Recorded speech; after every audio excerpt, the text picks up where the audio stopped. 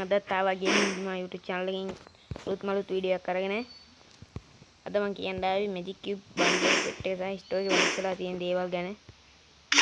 අපි ආ store එකට මෙතන store එකට ගියාම fashion වල අලුතින් ඇවිල්ලා තියෙනවා මෙන්න මේ female bundle එක. ඊට male bundle එක විදිහට මෙන්න මේක ඇවිල්ලා තියෙනවා අලුතින්. ඒක සුපිරි bundle එකක්. තව අලුතින් මේකත් ඇවිල්ලා තියෙනවා මේ bundle එක. සුපිරි. female bundle එක විදිහට මේකත් ඇවිල්ලා තියෙනවා. ඒ කියන්නේ ඔන්න හැමෝම ඔය හිටපු shirt එක ඇවිල්ලා තියෙනවා. female bundle එක. මෙන්න male bundle එක. මෙන්න mystery shop මේ shop එකේ තිබ්බ bundle එකත් ඇවිල්ලා තියෙනවා. අපි බලන්න දැන් Magic Cube set එකේ වෙනස් වෙලා තියෙන bundle මොනවද කියලා. අලුතින් මේ female bundle එක add වෙලා තියෙනවා Magic Cube store එකට. තව මේ බන්ඩල් එකත් ඇඩ් වෙලා තියෙනවා ෆීමේල් බන්ඩල් එකක් විදියට.